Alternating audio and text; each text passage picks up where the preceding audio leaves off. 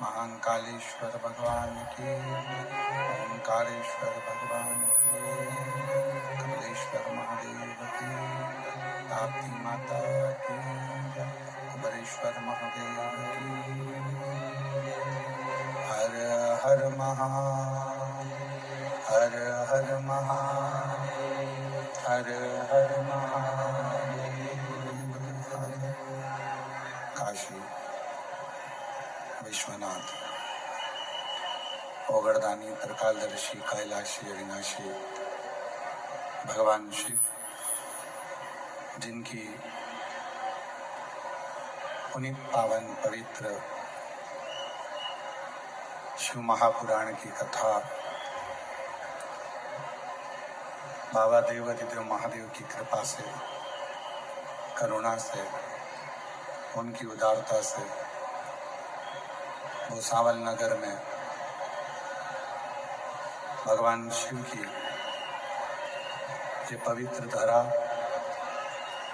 माँ ताप्ती का पावन तट, जहाँ भगवान शिव की परम आनंदमय भूमि भूसावल नगर में 7 दिवसीय शिव महापुराण की कथा चल रही है, जिस कथा का आज 6ठा दिवस है। भगवान देवाधिदेव महादेव की इस कथा की आज शिवरात्रि है। आप सभी को आज शिव महापुराण कथा की शिवरात्रि की बहुत बहुत बधाई। सभी को साथ में ही भगवान देवाधिदेव महादेव की कृपा करना, उनकी उदारता। आज एकादशी भी और कल प्रदोष सोमवार की।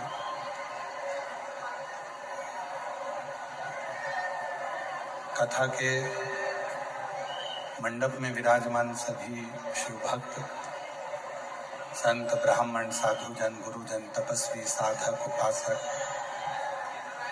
जो ये पवित्र पावन शिव महापुराण की कथा श्रवण करने के लिए पधारे। कथा के मुख्य यजमान श्री रतन धोड़ू भोई जी, श्रीमती पुष्पा रतन भोई जी, श्री विजय रतन भोई जी, श्रीमती मीना विजय भोई जी, श्री अजय रतन भोई जी, श्रीमती शीतल अजय भोई जी, पाड़लसा भूसावल महाराष्ट्र से। एक बार यजमान परिवार के लिए जोरदार ताली बजाकर उनका स्वागत, वंदन, अभिनंदन करिए, जिन्होंने इस पवित्र पावन शिव महापुराण कथा का दिव्य भव्य आयोजन कराकर भूसावल के सभी क्षेत्रवासियों को कथा श्रवण करने का सौभाग्य प्रदान किया है। तेरी कृपा बिना ना हिले,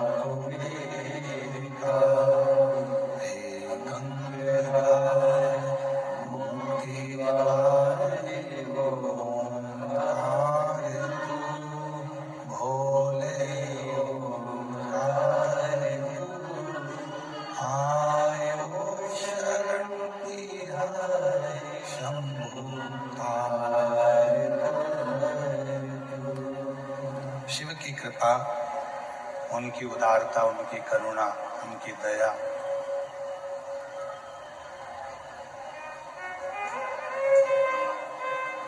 शरीर देने वाले ने शरीर दे दिया,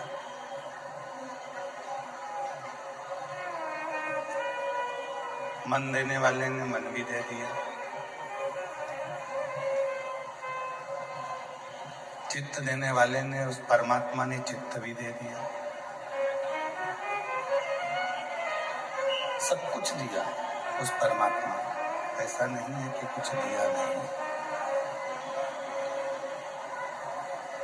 अब जो शरीर दिया है, उस शरीर का सदुपयोग कैसे करना है ये आप पर निर्भर करता है। जो चित्त दिया है, उस चित्त का प्रयोग कैसे करना है ये आप पर निर्भर करता है। जो बुद्धि दी है उस परमात्मा ने, उस बुद्धि का प्रयोग कैसे करना है ये आप पर निर्भर करता है।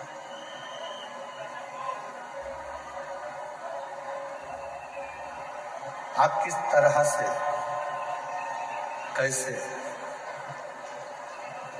इस चित्त का, इस बुद्धि का, इस मन का, इस शरीर का प्रयोग करते हैं ये आप जानते हैं।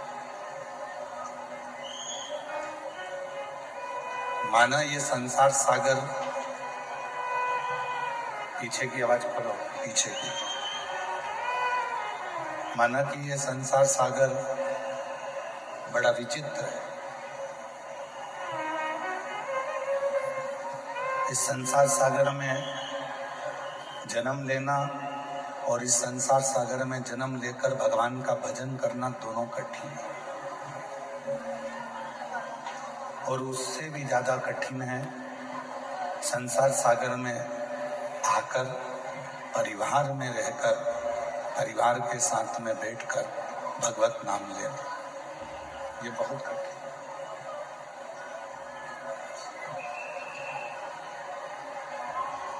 एक बक्सों की आवाज, बड़ा बक्सों की, अंदर के भी सारे बक्से, बाहर के भी। एक मानव की देह, मनुष्य का शरीर, ये भी नहीं आ रही। एक मानव की देह, मानव का शरीर, और उस मानव के शरीर में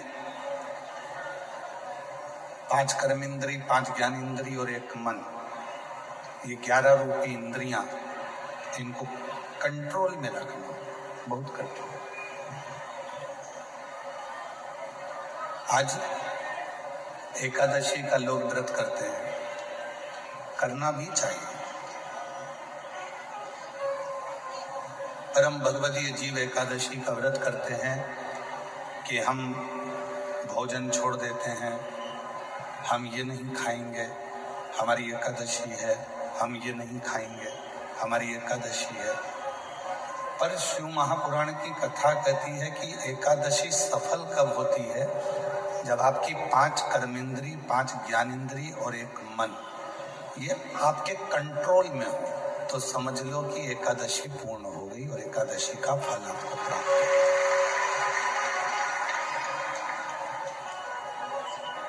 अब हमारी इंद्रियां हमारे कंट्रोल में नहीं है। नेत्र गलत देख रहे हैं, जिह्वा गलत बोल रही है, कान गलत सुन रहे हैं, श्रवण शक्ति गलत जगह जा रही है, नेत्र गलत जगह जा रहे हैं, जिह्वा गलत बोल रही है। जब ये हमारी इंद्रियां हमारे कंट्रोल में नहीं होंगी, जब ये हमारी इंद्रियां हमारे संयम में नहीं होंगी, तो हम कितना भी व्रत कर लें, हम कितना भी उपवास कर लें, हम चाहे कितने भी भूखे रह लें तो भी उस व्रत का फल नहीं मिलेगा।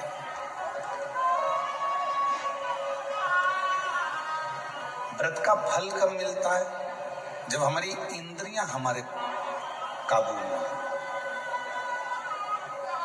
कि नेत्र दिए रे तूने दाता बन के, नेत्र दिए रे तूने दाता बन के, और कभी नहीं दरस दियो दयालु मैंने अवगुण बहुत कियो, अवगुण बहुत कियो, दयालु मैंने अवगुण बहुत कियो। और मुख तो दिया रे तूने दाता, मुख तो दिया रे तूने दाता, कभी नहीं भजन दियो दयालु मैंने अवगुण बहुत कियो, कभी नहीं भजन दियो दयालु मैंने अवगुण बहुत कियो, दयालु मैंने अवगुण बहुत कियो। ये संसार सागर में आने के बाद यदि मैंने अपनी इंद्रियों को संयमित नहीं किया, संसार सागर में आने के बाद हमने अगर अपनी इंद्रियों को काबू में नहीं किया, तो फिर ये मानव का देह बेकार, फिर ये मानव का देह बेकार। अगर हम अपनी इंद्रियों को काबू ना कर पाए, प्रेशर खोलो, प्रेशर नहीं आ रहा, अंदर भी नहीं आ रहा, बाहर भी नहीं आ रहा, अपनी इंद्रियों को काबू करा तो समझो कि हमने एकादशी का व्रत किया। कई लोग प्रदोष का व्रत करते हैं, हम उनसे कहते हैं कि आपने अपने कितने दोषों को समाप्त कर दिया। प्रदोष का व्रत कब सफल है? जब आप अपने दोषों को समाप्त करो। मैं गुस्सा नहीं करूंगा, गलत व्यसन नहीं करूंगा, गलत बात नहीं बोलूंगा, गलत चीज नहीं खाऊंगा, अपने दोषों को समाप्त करो। और जब हम अपने दोषों को समाप्त करते हैं, जब हम अपने दोषों को बिल्कुल शून्य पर लाकर छोड़ देते हैं, तो समझो कि हमारा प्रदोष का व्रत सफल हुआ। तब समझें कि हमने प्रदोष का व्रत किया।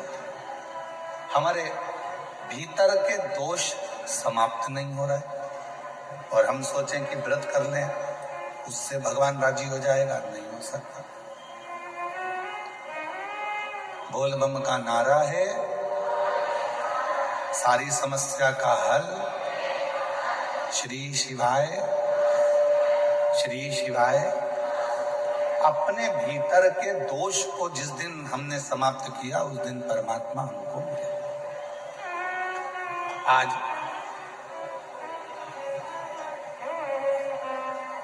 मां कर्माबाई की जयंती है। संपूर्ण देशवासियों को भगवान जगन्नाथ जी की परम भक्त, भगवान कृष्ण की परम भक्त मां कर्माबाई जयंती की बहुत बहुत बधाई हो आप सभी। संपूर्ण साहू समाज को, जो मां कर्मा के वंशज हैं, सभी संपूर्ण साहू समाज को भी हमारी ओर से बहुत बहुत बधाई कि आपका जन्म मां कर्मा के उस वंश में हुआ है जिन्होंने अपने हाथों से भगवान कृष्ण को, जगन्नाथ को अपने हाथों से भोजन कराया है। उन कर्मा मां को सभी को साथ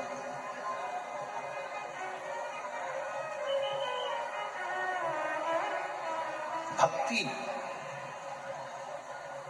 विश्वास, ये दो चीजें हैं।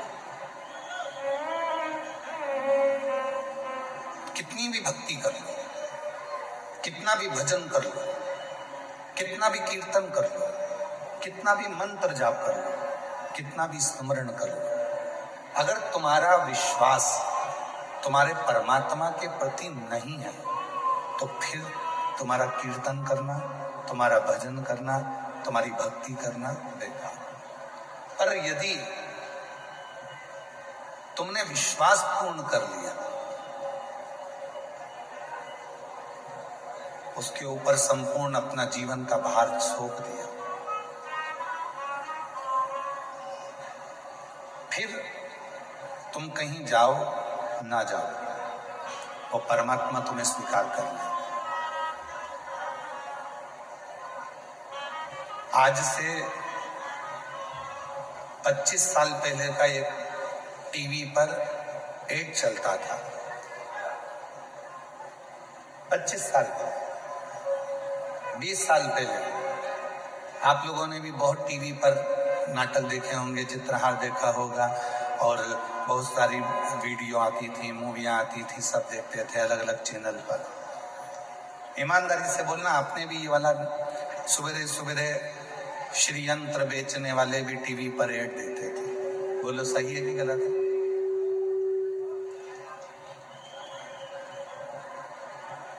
फिर कुबेर यंत्र बेचने वालों ने भी कहा कि हम इस यंत्र को बेचें। फिर हनुमान जी का यंत्र भी बेचने वाले, हम हनुमान जी का यंत्र बेचें।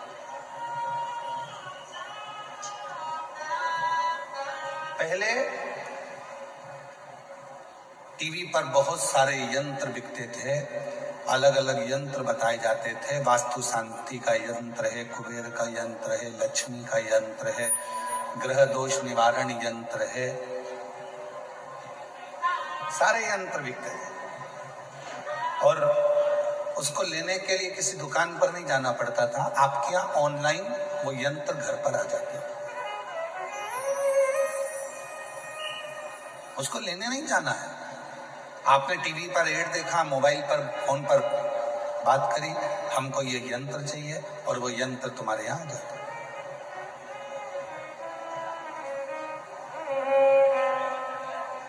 कई लोगों के घर में भी यंत्र होंगे, कई लोगों ने पूर्व में वो उन यंत्रों को बुलवाया भी होगा। पर एक निवेदन है, घर में श्री यंत्र रखो, घर में कुबेर यंत्र रखो, घर में ग्रह दोष निवारण यंत्र रखो, घर में वास्तु दोष निवारण यंत्र रखो, घर में तुम चाहो जितने यंत्र रखो, वो यंत्र कब काम करेंगे? वो यंत्र कब काम करते हैं? जब तुम्हारे यहाँ षड्यंत्र ना हो। जिस घर में षड्यंत्र होता है उस घर में यंत्र भी काम नहीं।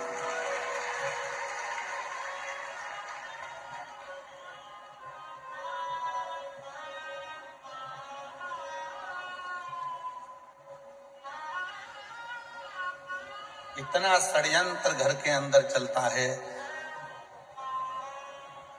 कोई ये भड़काएगा, कोई वो भड़काएगा, कोई कुछ कहकर जाएगा, कोई कुछ कहकर जाएगा, कोई कुछ बोल कर जाएगा। भाई भाई में षड्यंत्र चल रहा है, बहन भाई में षड्यंत्र चल रहा है, बहू सास में षड्यंत्र चल रहा है, देवरानी जेठानी में षड्यंत्र चल रहा है, पड़ोसी अड़ोसी धड़ोसी सब में षड्यंत्र चल रहा है।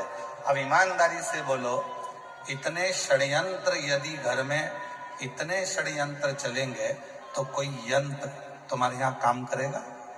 अरे बोलो तो जम के, नहीं कर सकते। षड्यंत्र घर में चलना बंद हो जाए,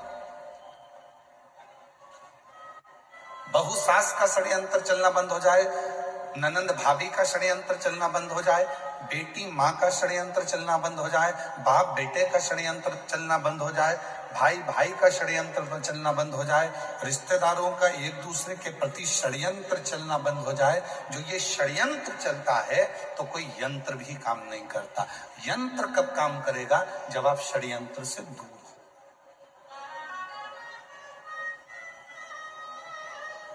भैया टीवी पर बात करी फोन लगा के, हमारे घर में शांति नहीं है, उसका यंत्र भेज दो।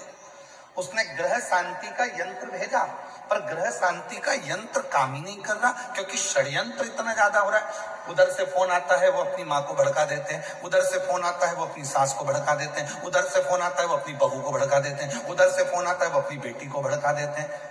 षड्यंत्र इतना चल रहा है कि ग्रह शांति यंत्र भी काम नहीं करता।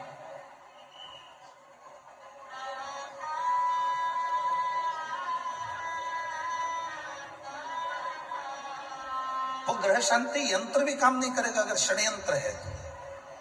फिर किसी ने कहा कि महाराज जी हमारे घर में वास्तु दोष हो गया। वास्तु दोष हो गया, तुमने इधर की सीढ़ी तोड़वा कर उधर सीढ़ी लगवाई, तुमने दुकान बदल कर देख ली, तुमने घर बदल कर देख लिया, तुमने रिश्तेदार बदल कर देख लिए, तुमने घर की दिशा बदल कर देख ली, तुमने सोने का पलंग बदल कर देख लिया, तुमने रसोई घर बदल कर देख लिया। शिव पुराण कहती है जब तुमने सब कुछ बदल कर देख लिया और तो भी वास्तु दोष शांत नहीं हो रहा, तो अपने आप को थोड़ा सा बदलना प्रारंभ करो, तुम्हारा ग्रह का दोष और वास्तु दोष अपने आप शांत हो। हम बदल नहीं रहे, हम बदल नहीं पा रहे, अपने आप को नहीं बदल रहे। सास कहती है मैं नहीं बदलूंगी, बहू कहती है मैं नहीं बदलूंगी, बेटा कहता है मैं नहीं बदलूंगा, बाप कहता है मैं नहीं बदलूंगा। बदलेगा कौन? सीहोर वाला महाराज बदलेगा कौन? बदलना तुमको पड़ेगा अपने घर को सही करने के लिए, श्रेष्ठ करने के लिए। अपने घर का सुख देखना चाहते हो तो अपने आप को बदलो, अपने आप।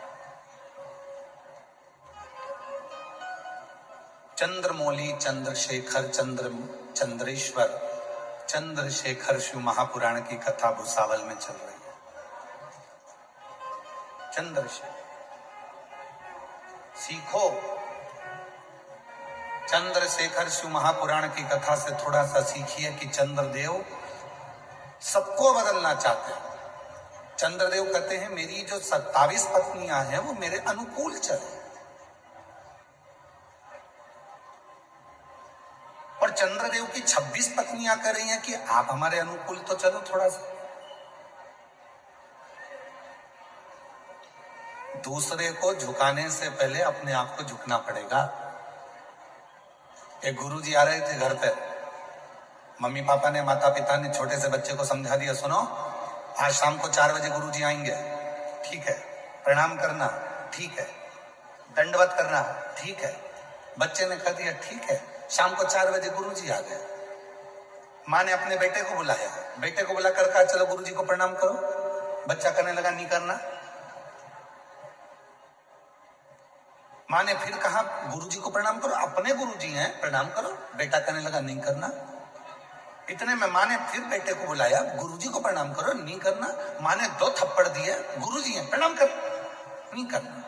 पिताजी आए, पिताजी ने कहा बेटा अपने गुरुजी हैं प्रणाम करो, नहीं करना। गुरुजी हैं अपने प्रणाम करो, नहीं करना। पिताजी ने भी 2 थप्पड़ दिए। इतने में गुरुजी ने कहा क्यों मार रहे हो? माता पिता बोले ये प्रणाम नहीं कर रहा। गुरुजी बोला नहीं कर रहा तो मत करने दो, तुम दोनों तो करो, तुम दोनों तो प्रणाम करो। और जैसे ही माता पिता ने झुककर प्रणाम करा, इतने में बच्चे ने साष्टांग दंडवत कर लिया।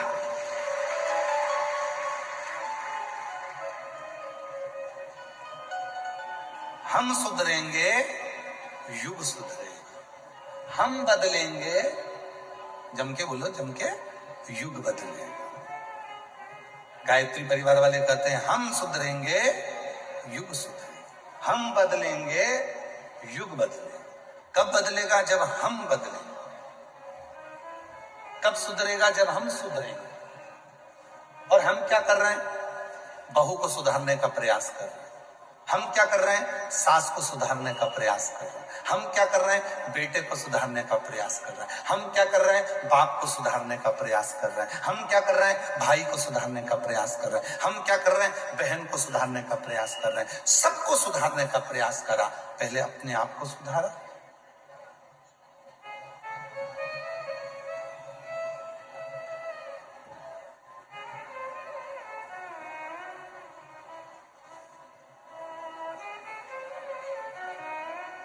एक प्रवचन देना सरल है, पर प्रवचन देने वाले को भी प्रवचन अपनी जिंदगी में उतारना कठिन है। कथा कहना सरल है, पर कथाकार को कथा अपने अंदर उतारना कठिन है।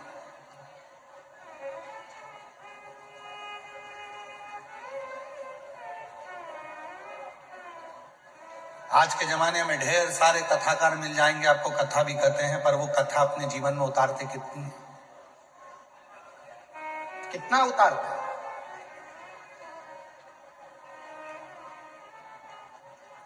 शिव पुराण का ट्रेंड चल रहा है तो शिव पुराण वाचना चालू कर दो। श्रीमद् भागवत का ट्रेंड चले तो श्रीमद् भागवत वाचना प्रारंभ कर दो। रामचरितमानस का ट्रेंड चले तो रामचरितमानस वाचना प्रारंभ कर दो। नहीं भाई, शिव पुराण, राम कथा, श्रीमद् भागवत, गीता, ये सब पुराणे, जितने भी शास्त्र हैं, शिव पुराण कहती है जो भी पुराण वाचो आप दूसरों को वाच कर सुनाओ, उससे पहले उस पुराण का आधे से ज्यादा अंश अपनी जिंदगी में उतारो, तब शिव पुराण सुनाओ, तब श्रीमद् भागवत कथा सुनाओ, तब रामचरितमानस सुनाओ। अपने आप को सवारो।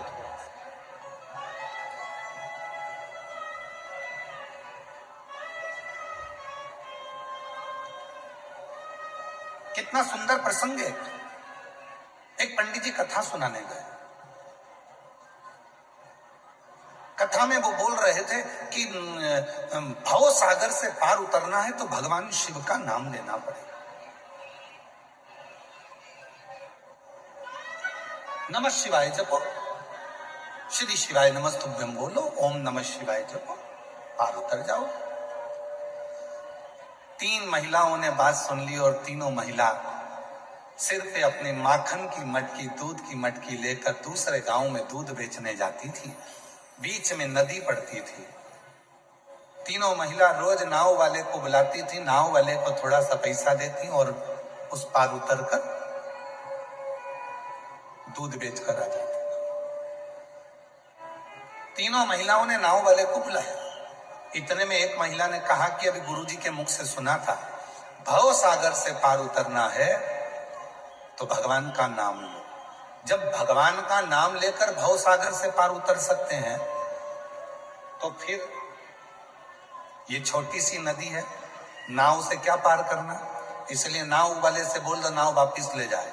आज गुरुजी के कहने से अपन जब भव सागर से पार उतर सकते हैं नाम लेकर, तो फिर इससे भी पार उतरना है। तीनों महिलाओं ने अपने अपने मटके सिर पे ले लिए और उन्होंने हाथ जोड़कर नमः शिवाय, नमः शिवाय, नमः शिवाय, नमः शिवाय जपती जपती पानी में चली गई। पानी में चलते चलते चलते चलते नमः शिवाय बोलते बोलते बोलते बोलते नदी पार कर ली। नदी पार उतर गई। तीनों ने कहा गजब के गुरुजी हैं। उन्होंने कहा था कि भगवान का नाम लो, भवसागर पार उतर जाओगे। अपना तो 1 रुपया नहीं लगा और अपन नदी भी पार उतर गए। अब रोज वो वैसे ही जाना आना करते। एक दिन उन्होंने गुरुजी से कहा, गुरुजी कल कथा समापन होने वाली है, आप हमारे घर भोजन करने चलना। गुरुजी ने कहा ठीक है, चल चलेंगे। महिलाओं ने, तीनों ने कथा सुनी, गुरुजी को साथ लिया। तीनों नदी पर पहुंची और नदी पर जाकर तीनों ने गुरुजी से कहा चलो। गुरुजी बोले नाव तो बुलाओ। महिला बोली नहीं नहीं, आपने कहा था भवसागर पार उतरना है तो भगवान का नाम लेना पड़ेगा। जिस दिन से हमने सुना था उस दिन से हमने भगवान का नाम लिया और नदी पैदल चलकर पार उतरते हैं। गुरुजी ने कहा पागल हो गई हो, मूर्ख हो क्या, डूब जाओगी, ऐसा नहीं हो सकता। महिला कहने लगी हम तो चल रहे हैं, तुम तो कथा बाजते हो, तुमको तो विश्वास होना चाहिए, चलो हमारे साथ। और जो महिलाएं नमः शिवाय बोलती बोलती चली, गुरुजी को भी कहा चलो। गुरुजी को जो साथ में लिया, महिलाएं तो पार उतर गई, गुरुजी डुबक डुबक डुबक डुबक पानी में डूबने लगे। महिलाओं ने उनका हाथ पकड़ा, खींचा और लेकर पार उतर गई। गुरुजी ने महिलाओं के चरण पकड़ लिए कि तुमने मेरी वाणी पर, मेरे पुराण पर, मेरी बात पर भरोसा करा, इसलिए तुम पार उतर जाती हो, और मैं बाँचता हूं तो भी भरोसा नहीं कर पाया, इसलिए डूब जाता।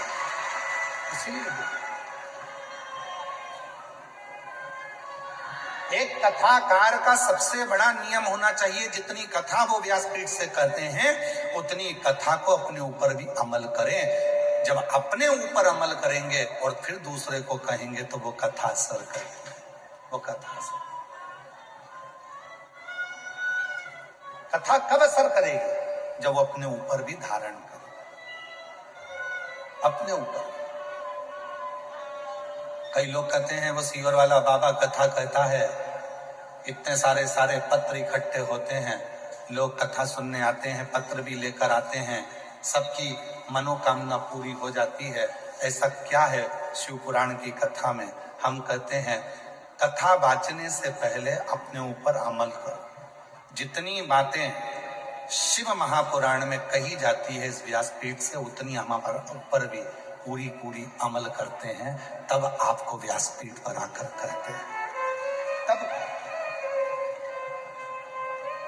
स्वयं अमल करो।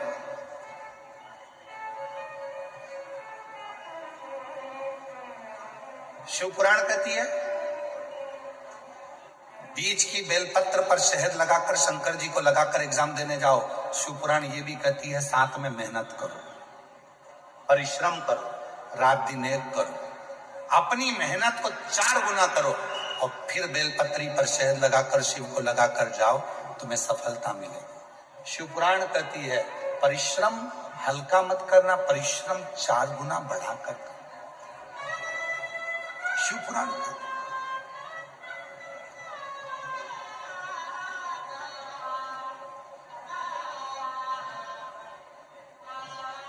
मेहनत करी आप लोगों ने यहां आने में, पार्किंग में गाड़ी रोक दी, सिर पर बैग रख लिया, लेकर चल दिए पैदल पैदल पैदल पैदल। परिश्रम करा आपने, मेहनत करी आपने, तो आप कथा के पंडाल तक पहुंचे। मेहनत नहीं करते तो यहां तक पहुंच नहीं पाते, घर पर रहते, अरे भैया इतनी भीड़, अरे भैया ट्रैफिक जाम, हमसे तो नहीं बनेगा, तो फिर नहीं जाते।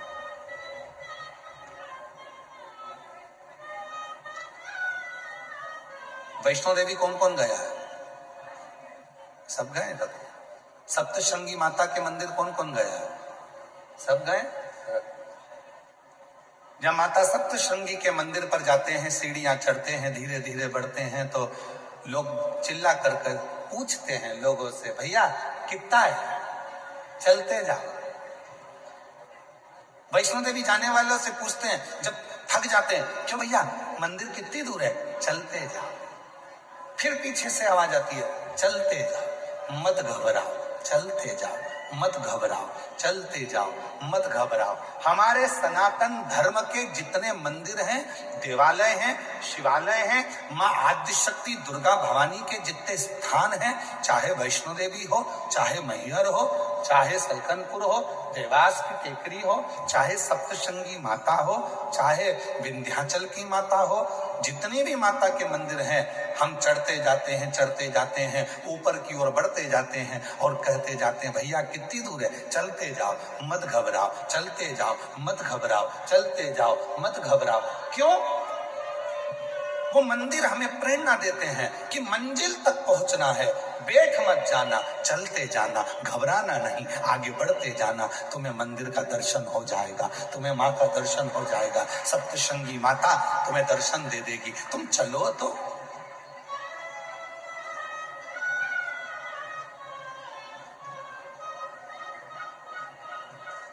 नूतन वर्ष आ रहा है,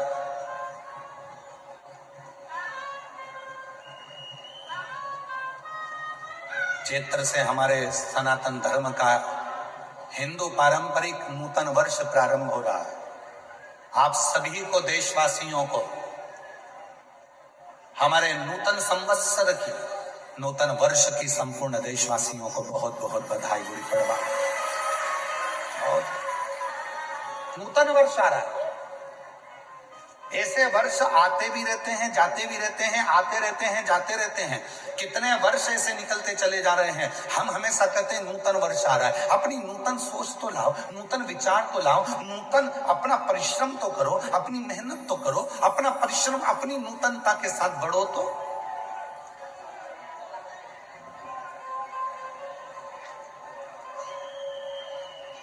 चलते जाओ, मत घबराओ, चलते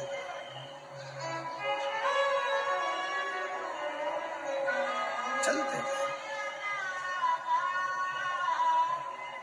एक साल में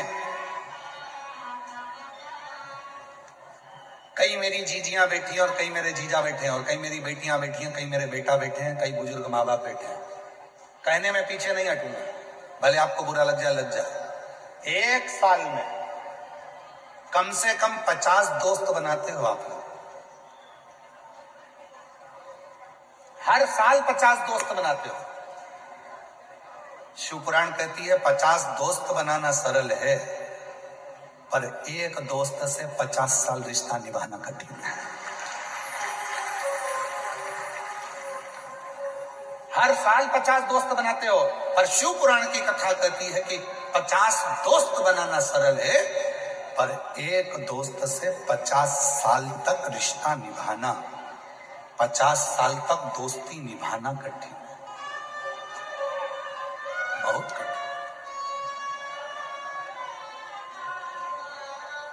आजकल एक नया काम चालू हो गया, शादी की सालगिरह 25, क्या बोलते हैं उसको, क्या बोलते हैं, सिल्वर जुबली।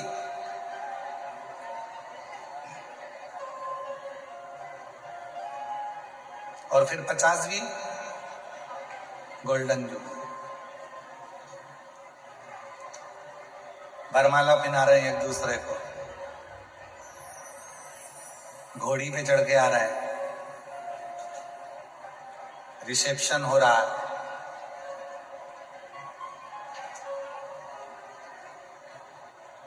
हमारे एक यजमान है सीहोर में, श्री राजेंद्र जी अग्रवाल ब्यावरा वाले, उनकी शादी की सालगिरह थी 50। उनके बेटे रवि, रितेश, ये सब आए, कमलेश जी, शैलेश जी बैठे। उन्होंने कहा गुरु जी, हमारे काका जी की, ये रवि रितेश की पिताजी की शादी की सालगिरह है 50वीं गोल्डन जुबली। हमने कहा बहुत बढ़िया, आपको बधाई है, 50 साल शादी के हो गए।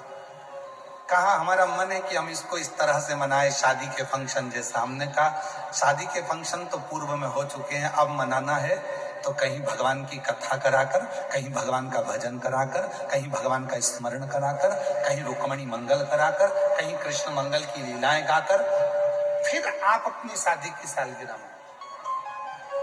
फिर उन्होंने वैसी की वैसी ही मनाई, रुक्मणी मंगल कथा रखी, भगवत भजन रखा, स्मरण रखा, और वैसी ही मनाओ। बच्चों का जन्मदिन भी मनाओ, हम मना नहीं करेंगे। हैप्पी बर्थडे टू यू, हमारी तरफ से तुम्हें बधाई। शादी की सालगिरह भी मनाओ, मना नहीं है। सिल्वर जुबली, गोल्डन जुबली, तुम्हारी जो जो जुबली और चुगली जो भी है तुम सब मनाओ, मना नहीं।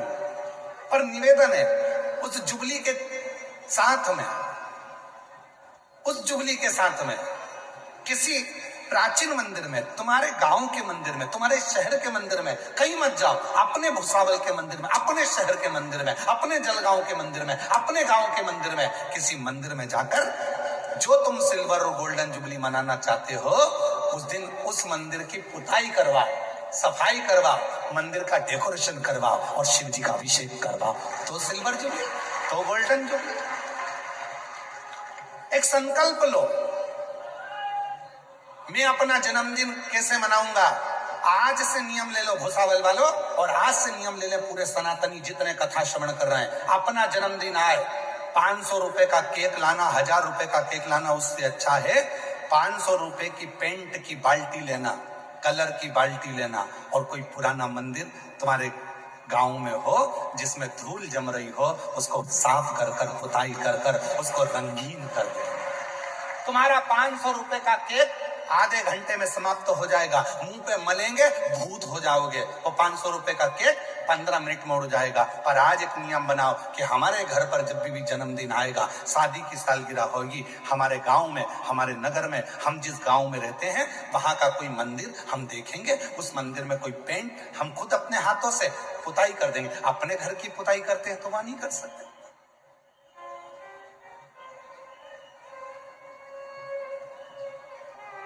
सफाई का भी एक दृष्टांत, एक कथा है बहुत अच्छी, देखो।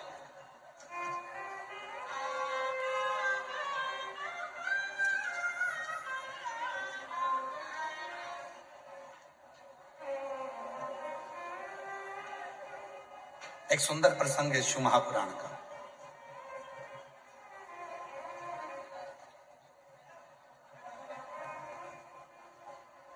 लिंग पुराण में ये वर्णन आता है, बड़े सुंदर प्रसंग को सुनिए। एक गांव में रहने वाला एक व्यक्ति था। लोग उसको प्रेम से शंभू कहते थे। बहुत भोला था, इतना भोला, कोई बता दे ये काम कर लो तो वो काम कर लेता, जो बोलो वो कर लेता। बूढ़ी माँ थी, एक बहन थी,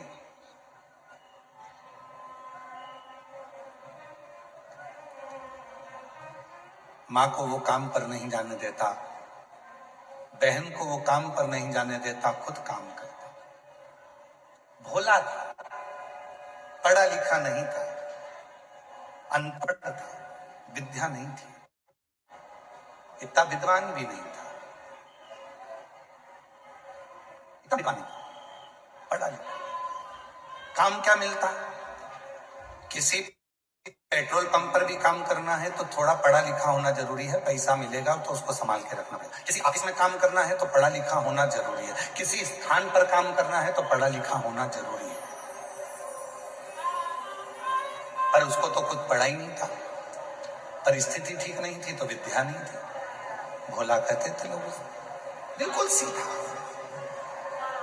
इस कथा में भी कई माताएं कैसी बैठी हैं, एकदम भोली हैं, एकदम भोली।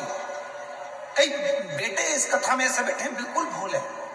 कई बहुएं इतनी भोली होती हैं, कुछ नहीं, कौन षड्यंत्र रच रचने तो उसको कोई मतलब नहीं। कई मेरे बेटे ऐसे बैठे हैं जिनको कोई मतलब नहीं, भोला पाना कुछ नहीं। और जो भोला होता है ना, उसको बहुत काम बताया जाता है। घर में बूढ़ी माँ थी, बहन थी, किसी को काम पर नहीं भेजता था क्योंकि गलत संगत में ना हो जाए, गलत कार्य ना हो जाए, तो खुद काम करता था। एक सेठ जी के पास गया, सेठ जी से हाथ जोड़कर कहा, बाबा जी। भोला ने हाथ जोड़कर कहा, मुझे काम दे दीजिए। लिंग पुराण का ये सुंदर दृष्टांत है, लिंग पुराण का ये बहुत सुंदर चरित्र है, बहुत सुंदर चरित्र। बाबा जी, हमको थोड़ा सा काम दे दीजिए। काम? हाँ ठीक है। पढ़े लिखे हो? नहीं। कुछ आता है? नहीं। भोजन बना लेते हो? नहीं। कुछ नहीं। नहीं बना पाते? नहीं। कुछ नहीं। तो फिर एक काम करो, तुम हमारे घर में सफाई करना, तुम्हारे घर में पोछा झाड़ू करना, सफाई। ठीक है, झाड़ू पोछा कर लेंगे, सफाई कर लेंगे। और मैंने तेरे ही भरोसे बाबा, तेरे ही भरोसे हवा बीच उड़ती जाऊंगी बाबा, डोर हर तो छड़ी ना भोले मेरे शंभू मेरे हवा बीच उड़ती जाऊंगी बाबा, डोर कटी। बहुत भोला। एक काम करो, तुम हमारे घर की सफाई करो, झाड़ू लगाओ, पोछा लगाओ, हम तुम्हें भोजन देंगे, लेकर तनख्वाह देंगे, लेकर। ठीक, झाड़ू पोछा करना। हर हर झाड़ू कर रहा है, पोछा कर रहा है। एक दिन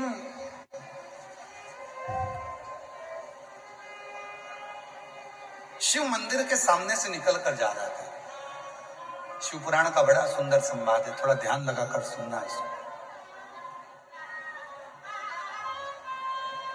कहते हैं शिव भक्त की कथा सुनने में स्वयं शिव ही आनंद देते हैं, इसीलिए थोड़ा सावधानी से सुनिए। शिव मंदिर के सामने से निकल कर जा रहा था। मंदिर में देखा बहुत कचरा है, बहुत सारी गंदगी हो रही है, लोग चढ़ाकर फूल चढ़े जाते हैं, पानी इधर उधर ढुल जाते हैं, सफाई नहीं करता। वो भोला मंदिर में चले गया, सेठ जी के यहां जाने से पहले वहां सफाई करी, फिर गया।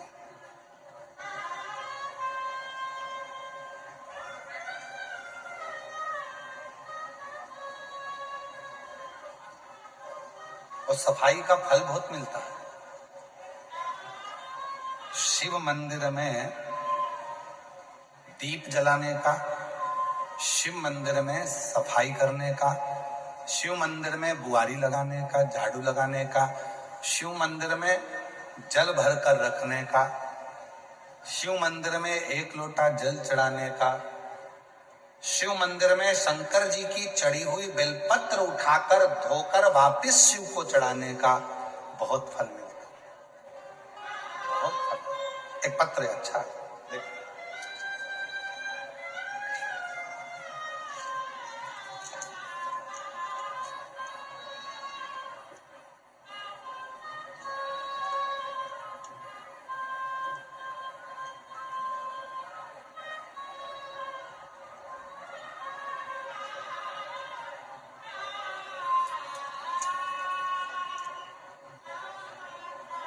मैं संजय पंडरीनाथ किरोचे, मैं शाहपुर जिला बुरहानपुर का निवासी हूँ। मेरा मोबाइल नंबर ये है, कहीं बैठे हो तो आ सकते हैं। मेरा बेटा रुपेश संजय किरोचे, उसकी तबीयत 26/1/2026 को अचानक से खराब हो गई थी। उसको सावदा ले गए, वहां सावदा के डॉक्टरों ने देखा कि फिर डॉक्टर ने संभाजी नगर औरंगाबाद ले जाने को बोला। बाबा, मेरा बेटा 18 दिन तक वेंटिलेटर पर रहा, उसके छाती में एक गठान हो गई थी। बाबा, कथा में जो शिवरात्रि का उपाय बताते हो, मंदिर में सफाई करने का बोलते हो, झाड़ू लगाने का बोलते हो, मैं नहीं जानता था कि झाड़ू लगाने से, पोछा लगाने से, मंदिर में जल चढ़ाने से क्या होता है। जब मेरा बेटा वेंटिलेटर पर पड़ गया, छाती में एक गांठ हो गई, डॉक्टर के हिसाब से वेंटिलेटर से उतरना कठिन था, पर केवल आपके प्रवचन में सुना था कि मंदिर की सफाई कर दो, झाड़ू लगा दो, तो हमारी जिंदगी की बहुत सारी उलझनें साफ हो जाती हैं। मुझे नहीं मालूम, रात्रि के 12 बज रहे थे, हॉस्पिटल के साइड में एक मंदिर था, उस मंदिर में बहुत सारा कचरा था। मैंने सब कचरे को अपने गमछे में, गमछा मतलब एक कंधे पर रखने वाला अंगोछा, उसमें रख लिया। सारा कचरा उठाकर ले जाकर मैंने एक कोने में डाल दिया। जितने दिन तक बेटा वेंटिलेटर पर था, उतने दिन 3 दिन तक लगातार मैं यही करता रहा। चौथे दिन डॉक्टर ने कहा, तुम्हारे बेटे के जो हार्ट में गठान थी, फेफड़ों में, वो गल चुकी है और अब तुम्हारा बेटा पूरा ठीक हो चुका। डॉक्टर अपना काम कर रहे थे, तुम अपना काम कर रहे थे। एक पत्र और देखो, बड़ा सुंदर।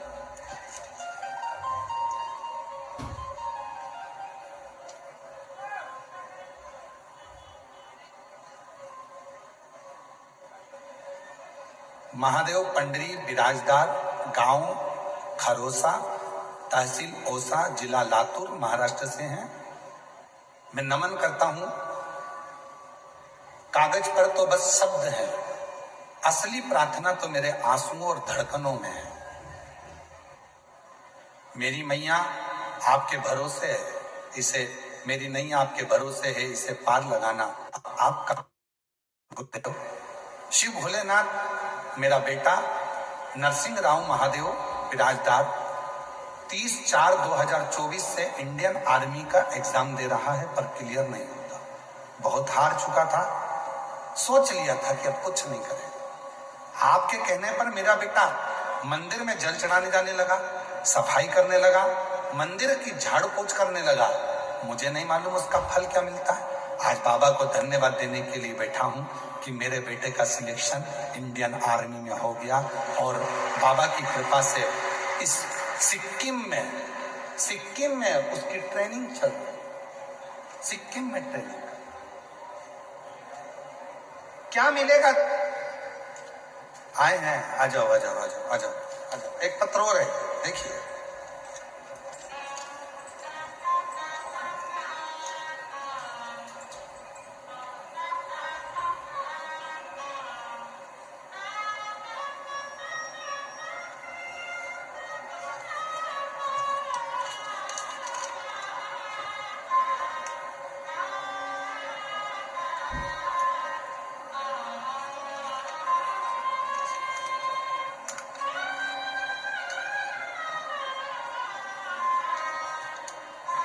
मैं राधा रमेश सानप, मेरा मोबाइल नंबर ये है, मैं जलगांव की निवासी हूँ।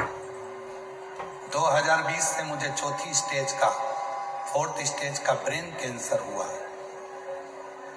स्टेज देखिएगा कौन सा है ब्रेन कैंसर का, चौथा। आप ही हैं, आ जाओ, आ जाइए, आ जाओ। फोर्थ स्टेज का कैंसर 2020 में हुआ। डॉक्टर ने कह दिया कि अंतिम समय है, ले जाओ।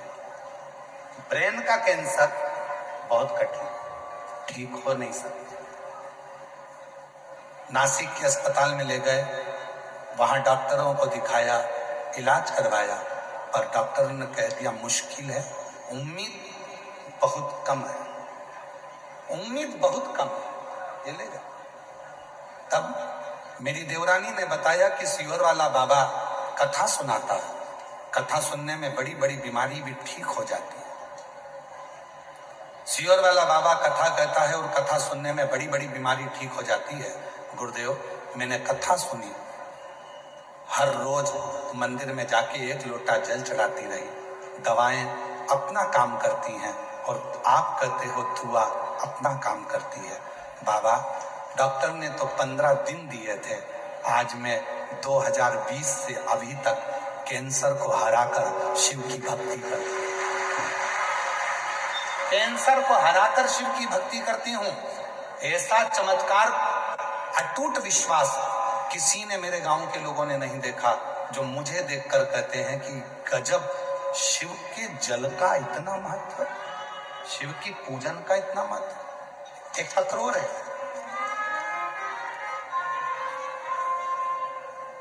मेरा नाम वैशाली नारायण गवली, मैं जामनेर तालुका में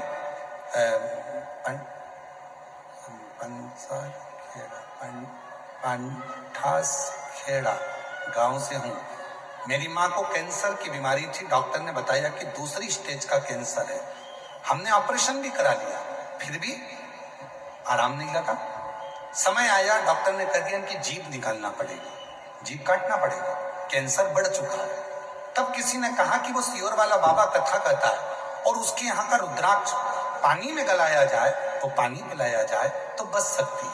हम लोग तुरंत सीहोर गए, वहां से रुद्राक्ष लिया, तांबे के लोटे में गलाते, शिवजी को जल चढ़ाते और अपनी माँ को देते। माँ उसको थोड़ी देर मुंह में रखती।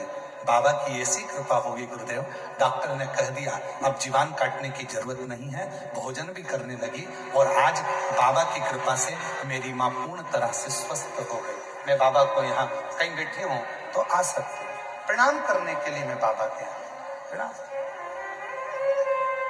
विश्वास,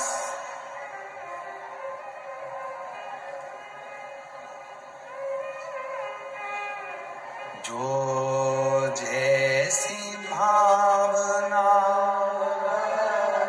बोलो बोलो, आप भी बोलो, सब बोलो, जितने बैठे हो, बाहर बैठे, अंदर बैठे, जहां बैठे, छाता लगाकर बैठे, दुकानों में बैठे, चाहे गाड़ियों में बैठे, सब बोलो, जो जैसी भावना वो वैसा ही, नहीं खाली उसे लौटाया, वो मन ही मन हर्षा और कर दिया माला,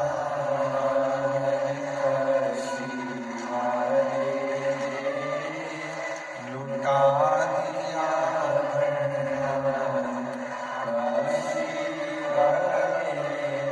आप जिस भावना से आए, ये कथा तो कल सवेरे 8 बजे से 11 बजे तक भुसावल की भूमि पर कल कथा विराम हो जाएगी, टीवी पर वही 2 बजे से 5 बजे तक आएगी। पर जितने जयपुर वाले हैं राजस्थान वाले हैं, राजस्थान में कथा का समय, कथा शिव पुराण थोड़ी कम सुनने में पहुंचती है। और जितने जयपुर के आसपास वाले हैं, निवेदन है 20 मार्च से 26 मार्च तक 1 बजे से 4 बजे तक उस बाबा से पंडाल में बैठकर उससे झोली पसार कर प्रणाम कर कर विनय करो। ये मौका लगा, सुनो, बोलो।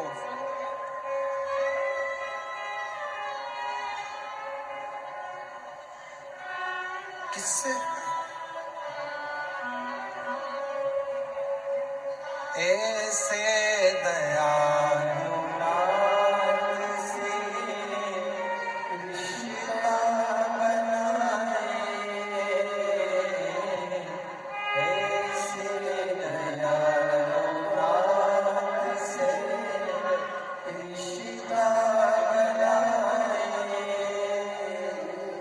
कैंसर से जीती है। एक बार जोरदार ताली बजाओ। 4th स्टेज से 2020 से लड़ रही है और शिव का पहुंच गई सीहोर कुबरेश्वर धाम और वहां का रुद्राक्ष लेकर आ गई।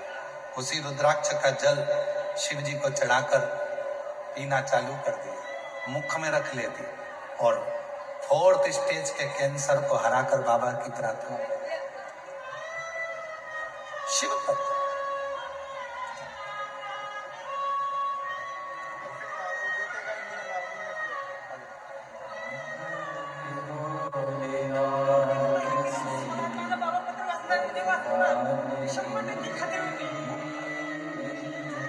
बेटे का इंडियन आर्मी में हुआ है। एक बार जोरदार ताली बजाकर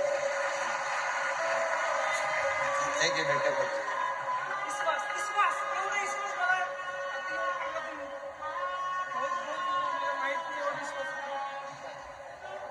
कह रहे हैं विश्वास इतना हो गया बेटे को कि बाबा है और जो कथा सुनता है बाबा उसकी झोली भरता है। ये निश्चित।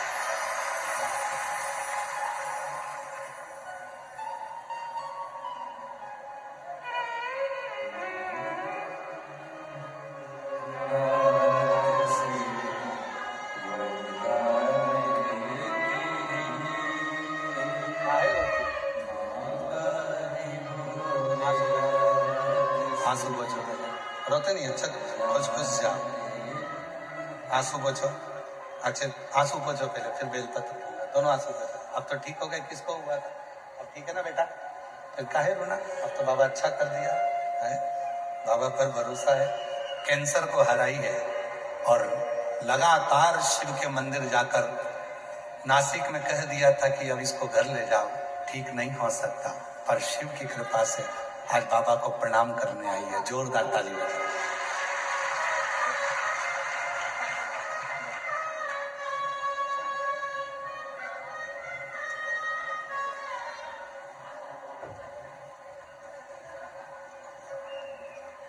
महादेव नमन चरणों में स्वीकार कीजिए, सबका किया है मेरा भी उद्धार कीजिए, उद्धार कीजिए। हे त्रिपुरारी, हे त्रिशूलधारी, हे त्रिशूलधारी, हे त्रिशूलधारी।